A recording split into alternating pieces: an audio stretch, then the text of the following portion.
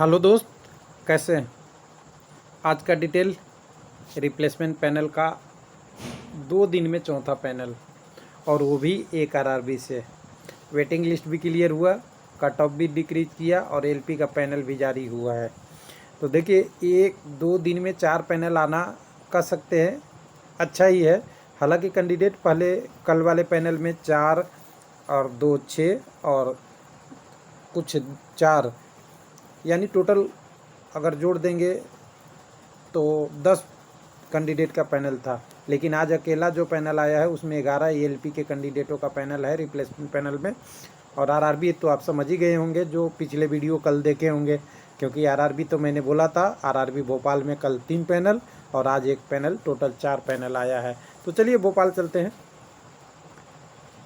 Train से नहीं, website पे। तो चलिए, यहाँ वेबसाइट पे हम नीचे आ गए हैं। वेबसाइट पे आप आएंगे तो देखिए आज के डेट में ये पैनल है। आज तारीख भी देख ले सकते हैं, आपके पास अवेलेबल है 4/6। इसको मैं एक बार हटा दूँ, 4/6/2021 एलपी टेक्नीशियन का है और ये रिप्लेसमेंट पैनल है। और बाकी जो 3 पैनल थे जिसके बारे में आज तो डिस्कस करने की ज़रूरत नहीं है, 3-6 को आए थे। पहले आपका टेक्नीशियन टेलीकम्युनिकेशन के लिए 136 कैटेगरी में कुछ लोगों को लिया था।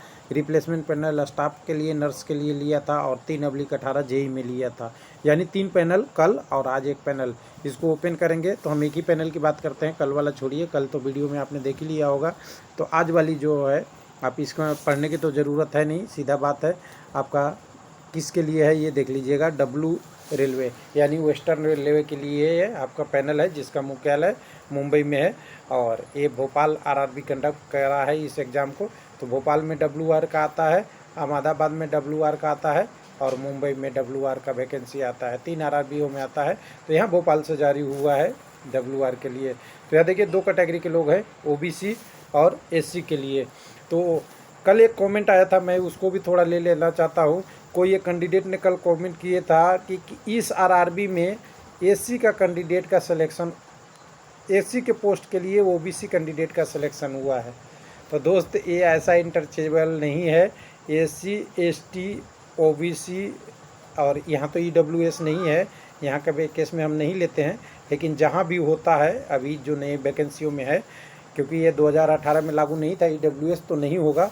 तो SC में केवल SC ही जा सकते हैं, ST में SC ही जा सकते हैं, OBC में भी OBC ही जाएंगे। वो भी नन क्रीमी लेयर वाले, क्रीमी लेयर वाले भी नहीं जाएंगे। जिनका क्रीमी लेयर से ऊपर होगा वो जाएंगे सीधा डायरेक्ट UR में। तो यहाँ ध्यान दीजिएगा, इन सारे कैटेगरियों में कोई अदर कैंडिडेट नहीं जा सकता, इसलिए कन्फ्यूजन में दूर रखिए।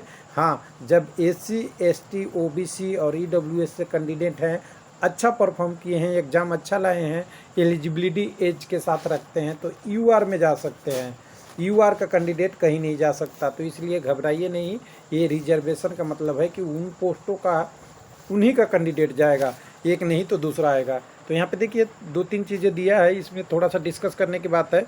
जैसा कि हमने शुरू से भर्ती में ही बात किया था कि आरआरबी भोपाल किस में था, हमारा रेड जोन में। हालांकि यहाँ का कटअप जो अभी दिखा रहा है ना, इतने में कई आरआरबीओ में आपका सिलेक्शन बहुत पहले हो चुका होता और 2 ईयर अभी तक जॉब कर लिए होते, क्योंकि भोपाल का कटअप ऐसे ही बहुत ज़्यादा गया था। फिर भी वेटिंग कैंडिडेट के लिए देखिए, आप कटअप के रूप में देखेंगे तो SC के लिए अभी कैंडिडेटों का जो आपका 65.86 है, और कई जगहों में तो ये आपका 55, 54, 56, 58 तक भी आ चुका है SC के लिए।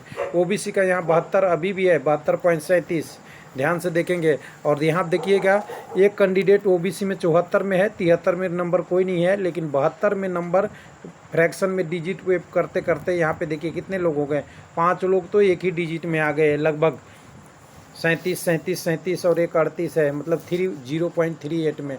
तो ये कुछ लोगों को कमेंट आता है कि मेरा नंबर, ध्यान दीजिएगा, इसको देख के आप थोड़ा सा अंदाज़ लगा लीजिए, मेरा नंबर 0.5 से वेटिंग है। देखिए 0.5 से वेटिंग रहता और 5 लोगों का क्लियर होता तो कितने लोगों का नाम आता।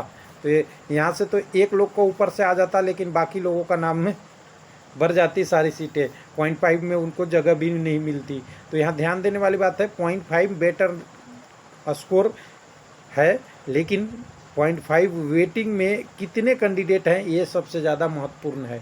तो चलिए ये पैनल आया है और जो जो कैंडिडेट का नाम है उनके लिए बधाई। हालांकि यहाँ पे रोल नंबर ही केवल दिया हुआ है और कम्युनिटी दिया हुआ है, मेरिट भी दिया हुआ है, प्लस उनका डिटेल दिया है। आगे इनकी कार्रवाई आपकी डिवीज़न से होगी, रेलवे रिक्रूटमेंट बोर्ड से आगे अभी इनको पैनल भेजा जाएगा। पैनल के बाद वहाँ से आपकी ज्वाइनिंग प्रोसेस जोन या आपकी डिवीज़न, और डिवीज़न में भी आपके कह सकते हैं यूनिट से आएगी। थैंक